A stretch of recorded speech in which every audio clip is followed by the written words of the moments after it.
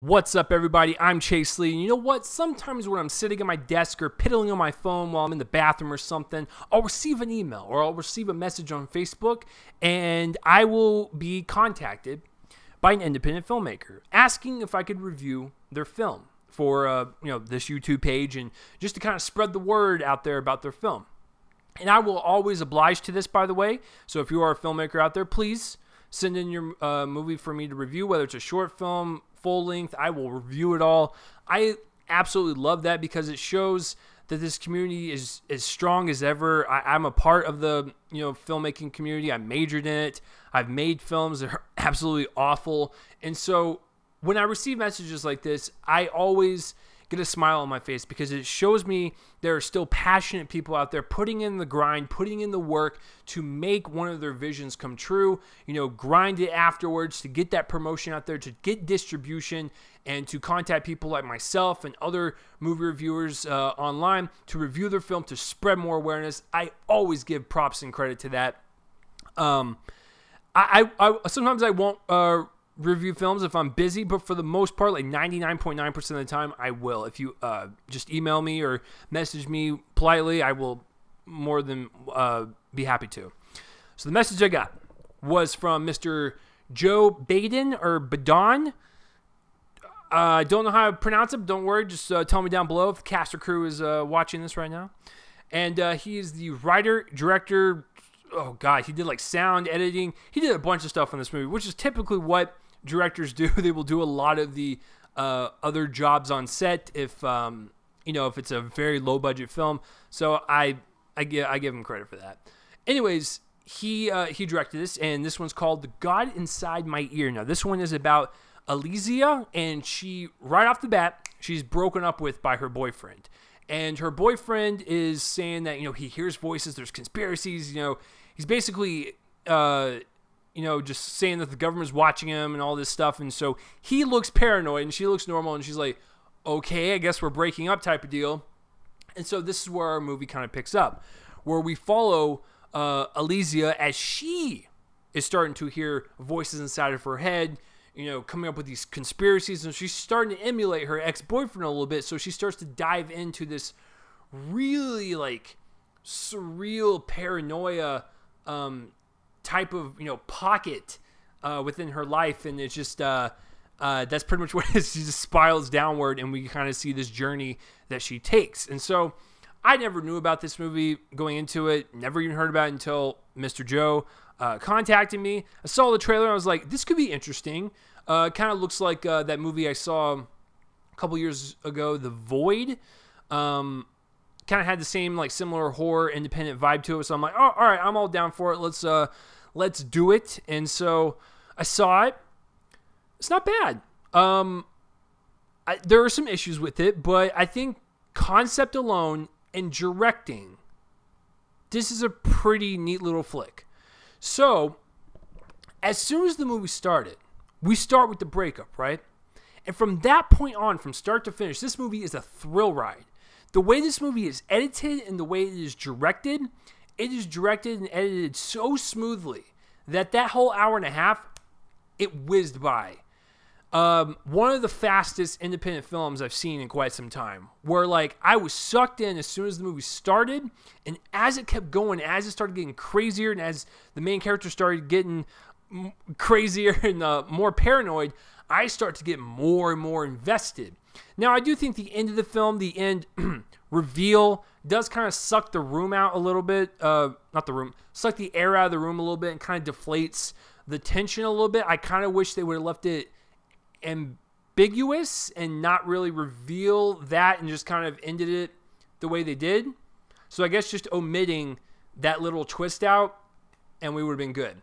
But other than that, I was invested. I thought it was such a neat idea to have this main character who is just hearing voices and just thinks the government's spying on her. It's not anything we've seen before, but I just thought the way the movie was delivered in terms of a directing style, it was so visually interesting the way they edited frantically and made the movie feel like what the main character's head felt like, where it was just very just paranoid, frantic, I don't know what I'm doing type of deal. I'm over here 1 minute, I'm over here. Oh, did someone talk over there? Like, I loved that. So I got to give Mr. Joe full props, because he and I'll get to the other major plus, but he is the major star of this movie. He has a vision for this. It is surreal. It is crazy. It is chaotic. And there's a lot of interesting kind of embedded themes going throughout that I really appreciate. It almost reminded me of how David Lynch directs, where he doesn't give you anything. It's just like, hey, I'm going to give you this, interpret it. And so, Mr. Joe, I interpret it.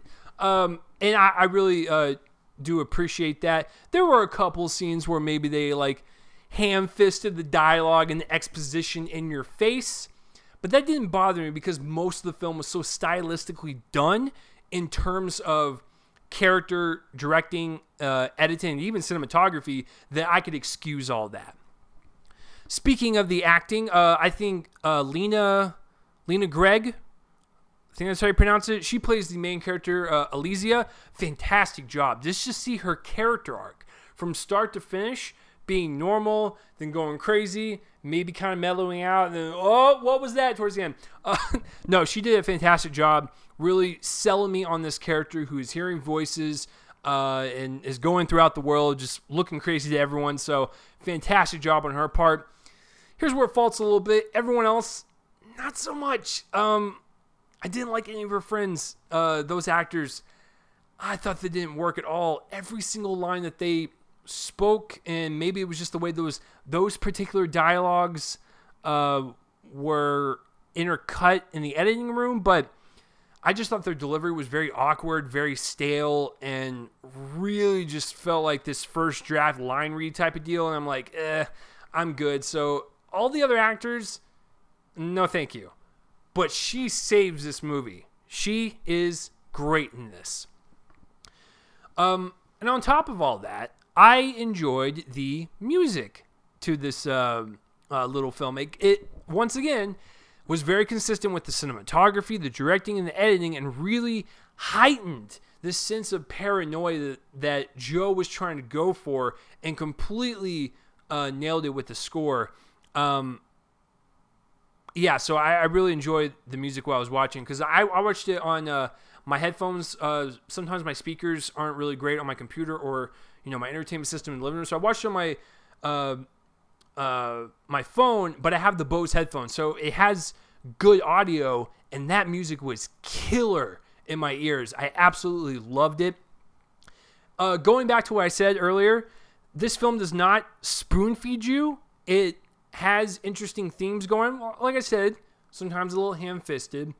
A lot of stuff going on that many people actually face, whether it be paranoia, hearing strange voices and seeing these visions and of maybe the afterlife or whatever. People experience this stuff, and I think what the director was trying to go for was, like I said, good for the most part until the very end, because I got this sense that we didn't need to be spoon-fed, because what we were seeing in her mind was exactly what we were seeing on screen, and it was a little sporadic, and I kind of enjoyed that about the movie. It kept the movie interesting. It kept the mystery alive a little bit in terms of what was going to happen.